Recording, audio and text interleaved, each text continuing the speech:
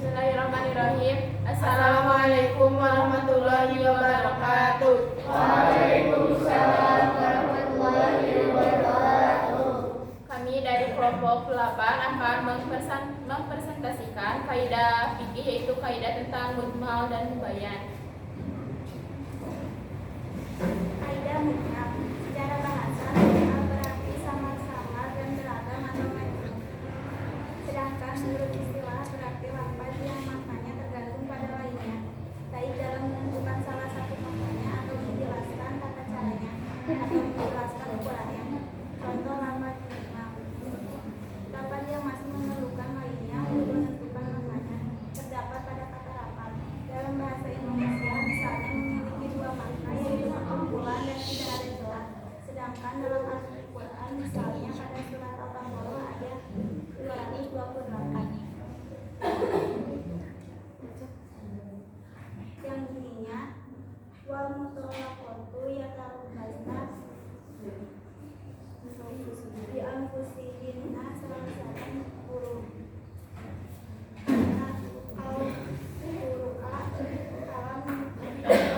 ayat tersebut bisa berarti suci atau haid, sehingga untuk menentukan maknanya membutuhkan dalil lain. B.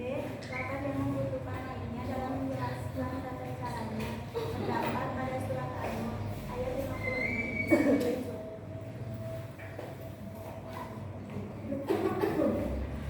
Waqimus sholat. Mendirikan sholat dalam ayat di atas masih mujmal atau belum jelas karena tidak diketahui tata caranya, sehingga butuh dalil lainnya untuk memahami tata caranya. Begitu pula ayat-ayat haji dan puasa. C. Lafaz yang membutuhkan lainnya dalam menjelaskan ukurannya pada surat An-Nur ayat 56. Habis zakat. Kata menunaikan zakat masih mujmal karena tidak diketahui ukurannya, sehingga untuk memahaminya masih diperlukan dalil lainnya. 2. Kaidah mubayyan. Mubayyan secara bahasa berarti yang ditampakkan dan yang dijelaskan. Secara terminologi, mubayyan adalah seperti yang didefinisikan oleh Al-Asnawi, yaitu lafaz yang jelas maknanya dengan sendirinya atau dengan lafaz lainnya. Namun ada juga yang mendefinisikan mubayyan sebagai apa yang didapat dipahami maksudnya, baik dengan asal peletakannya atau adanya penjelasan. Contoh yang dapat dipahami maksudnya dengan asal peletakannya lafaz langit, bumi, gunung, adil, zolim, jujur, dan sebagainya, maka kata-kata ini dan yang semisalnya dapat dipahami dengan asalnya peletakannya dan tidak membutuhkan dalil yang lain dalam menjelaskan maknanya. Contoh yang dapat dipahami maksudnya setelah adanya penjelasan firman Allah Ta'ala, dan dirikanlah sholat dan tunaikan zakat, Quran Surat Al-Baqarah ayat 43. Maka mendirikan sholat dan menunaikan zakat keduanya adalah mujmal, tetapi Allah Ta'ala telah menjelaskannya sehingga lafaz keduanya menjadi jelas setelah adanya penjelasan. Dalam hubungannya dengan mubayyan, maka dapat kita pahami bahwa ada 3 hal di sini. Pertama, adanya lafaz yang mujmal yang memerlukan penjelasan atau disebut mubayyan yang dijelaskan. Kedua, ada lafaz lain yang menjelaskan lafaz yang mujmal tadi atau disebut mubayyan yang menjelaskan. Dan ketiga, adanya penjelasan atau disebut juga dengan bayan.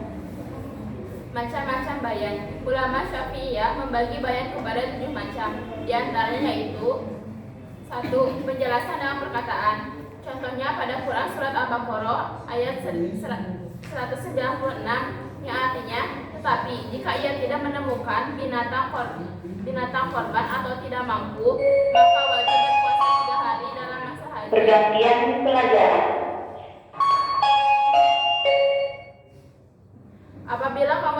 Apabila kamu telah pulang kembali, itulah 10 hari yang sempurna.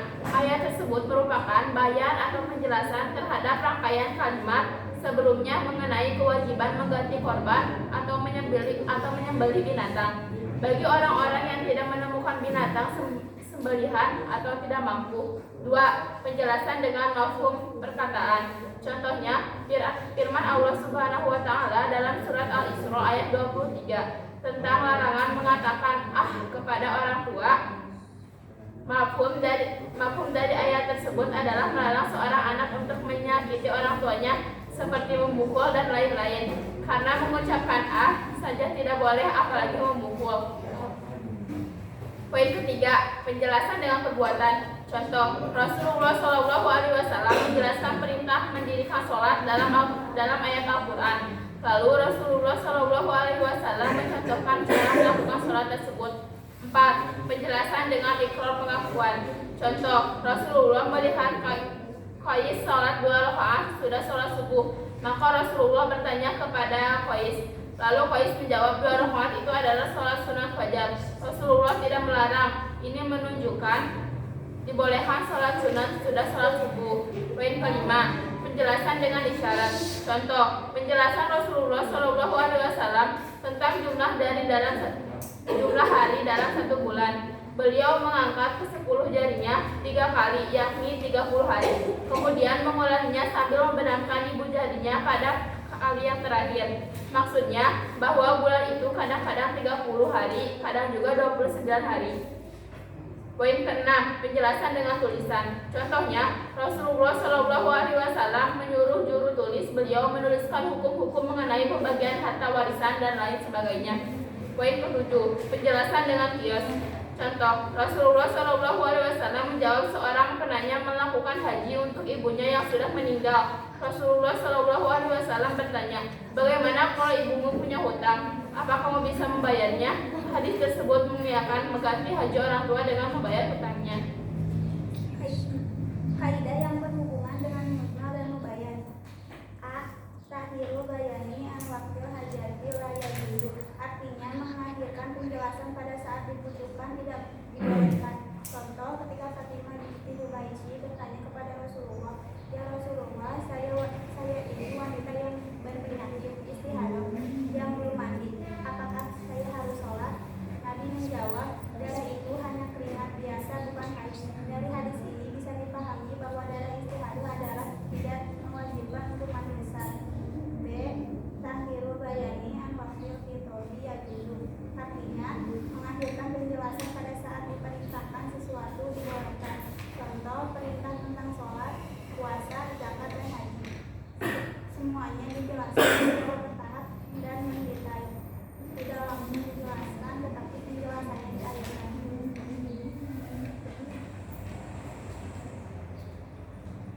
Sebelum kita tutup presentasi kali ini, ada yang ingin bertanya?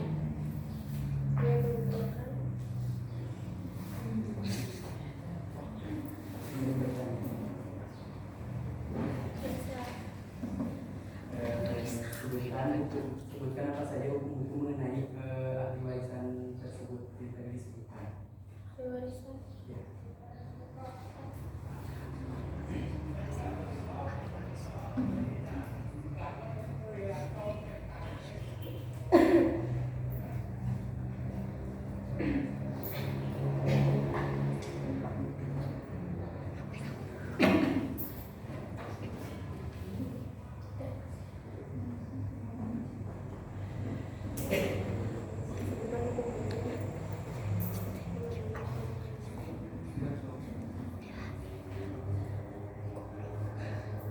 Pertanyaan yang lain? Ada? Lagi? Kias. Kias.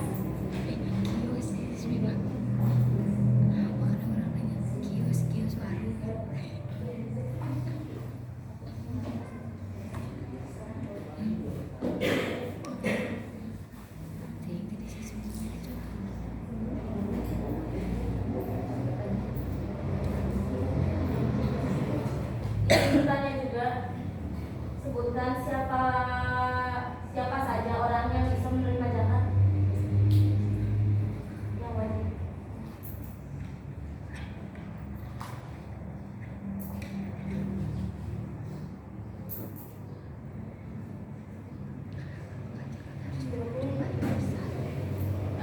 Untuk Abdijal, mohon bertanya lagi. Itu teh hukum dalam hukum Islam, apa hukum perdata, apa hukum adat? Hukum dalam Islam. Izin menjawab ya. Kalau untuk hukum dalam Islam ada 3. Yang pertama adalah ashab al-furid, yaitu kelompok yang mendapatkan bagian tertentu. Yang kedua ashabah, yaitu kelompok yang mendapatkan sisa setelah dilakukan pembagian. Yang ketiga adalah zawi al-arham, yaitu kelompok yang tidak menerima bagian kecuali tidak ada ashab al-furid dan ashabah.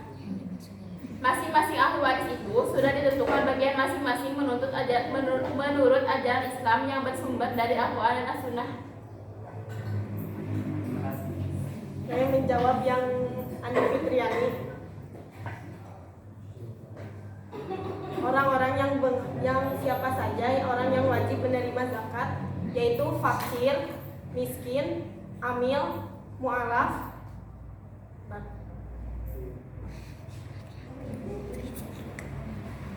budak yang dimerdekakan, ghorim, fisabilillah, dan ibnu sabil.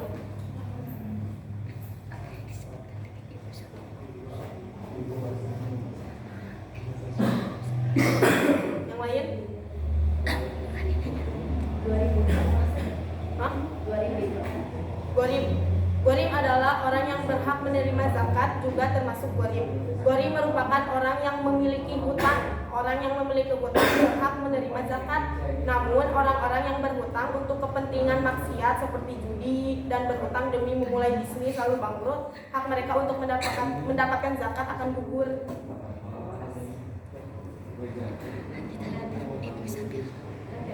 Izin bertanya, contoh orang fisabilillah itu kenapa dia bisa menerima zakat? Dari mana usulnya?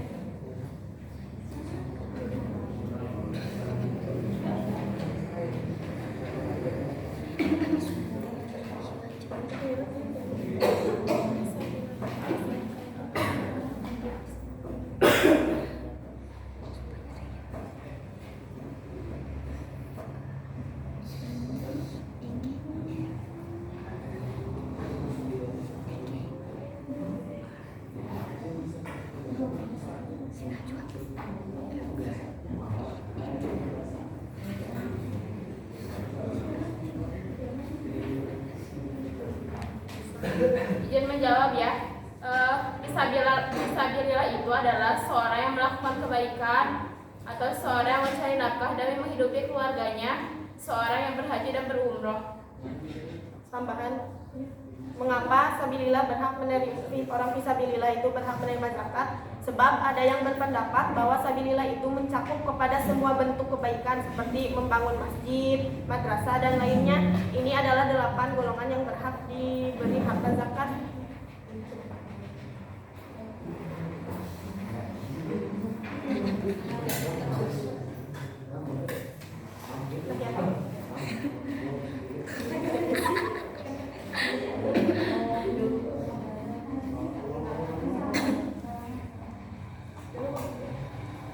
Anak yatim tidak termasuk orang yang berhak menerima zakat fitrah. Tidak. Tidak. Gue.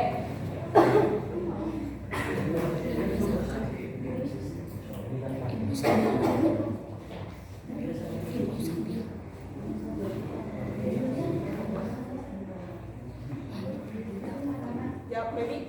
Kenapa bukan? Kenapa anak yatim jadi bisa dapat zakat?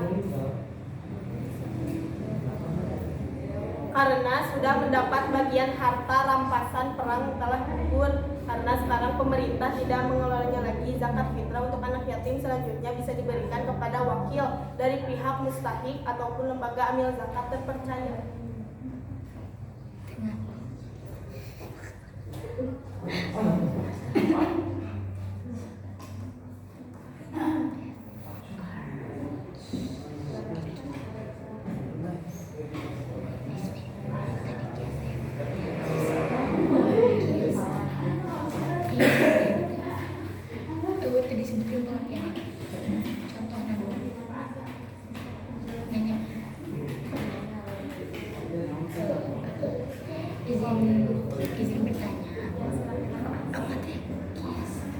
Izin bertanya, yang dimaksud dengan kias itu apa?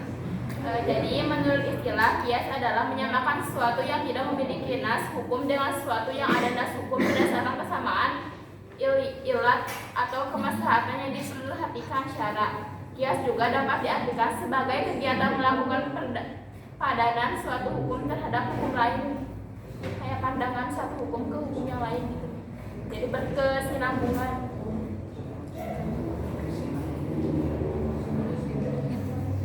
Tapi nas itu apa?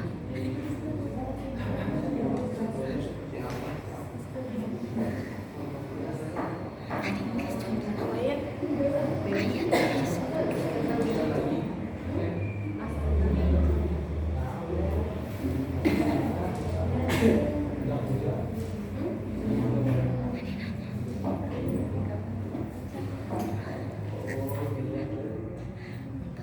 Yang lain.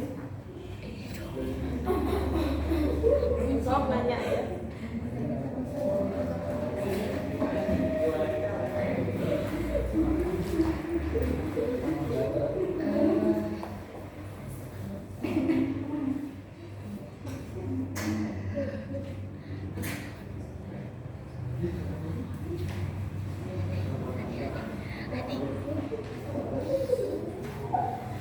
Ada yang ingin bertanya lagi sebelum kita tutup?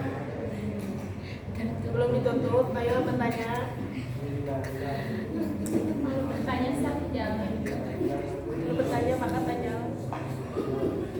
Apa ini?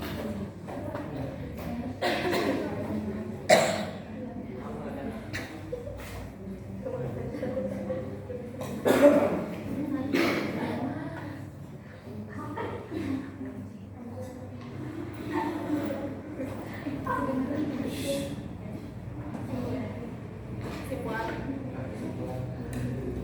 Kesimpulan dari presentasi yang kalian bacakan apa itu? Tidak ada.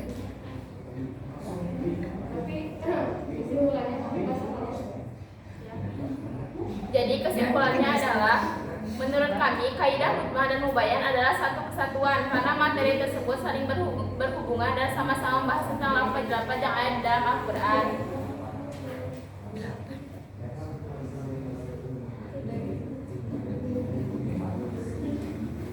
Dah. Udah. Bertanya Bapak. Dah. Ada yang belum ngerti? Yang takut ada yang belum ngerti ya, sok guys.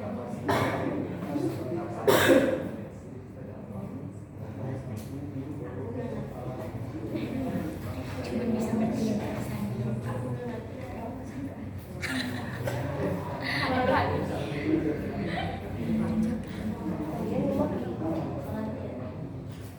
Latihan apa?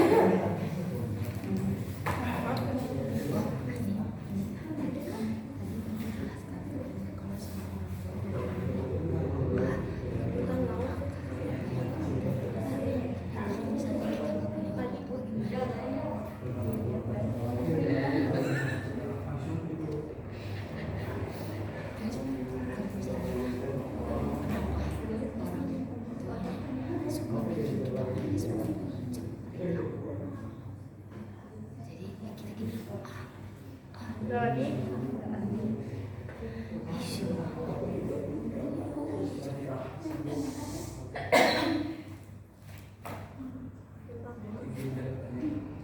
Iya. Mengapa orang yang pertama masuk Islam wajib menerima zakat dan apa manfaatnya bagi orang yang pertama masuk Islam tersebut?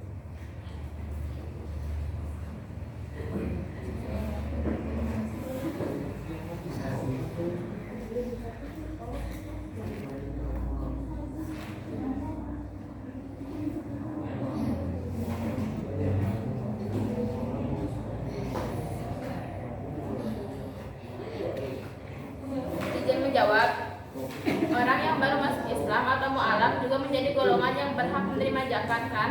Ini bertujuan agar orang-orang semakin mantap meyakini Islam sebagai agamanya, Allah sebagai Tuhan dan Muhammad sebagai Rasulnya. Di zaman kanan, di zaman dahulu banyak orang yang dijadikan budak oleh saudagar-saudagar kaya. Jadi mereka agar orang lain berpikiran kalau misalkan Islam itu indah, gitu, Islam itu baik, dan agar si mu'alaf itu lebih mantap untuk untuk meyakini bahwa Islam itu emang agama yang paling benar.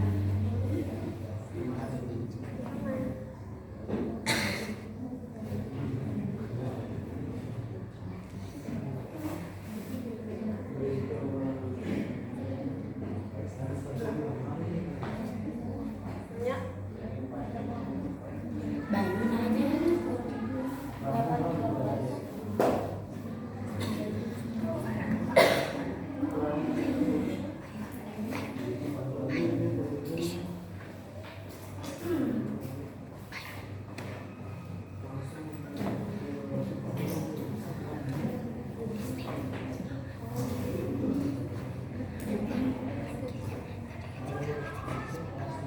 Beres? Udah nanya?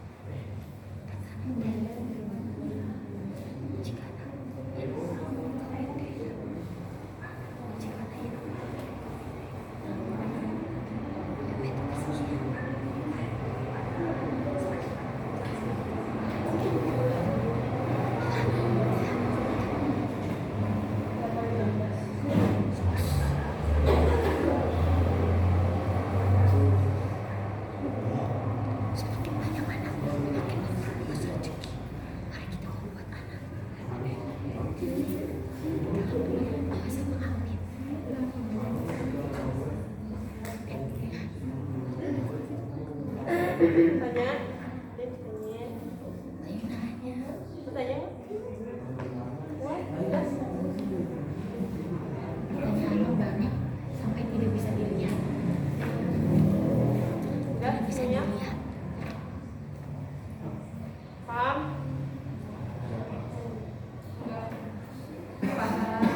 Bisa diulangi.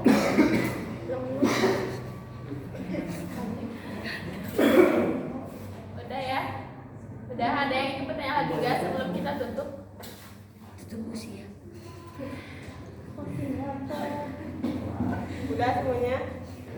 Oke.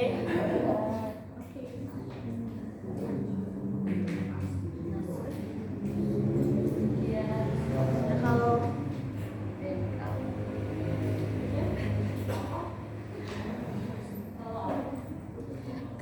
Cukup ya? Jadi mungkin itu saja presentasi dari kelompok kami. Kurang lebihnya mohon maaf. Wassalamualaikum warahmatullahi wabarakatuh. Waalaikumsalam.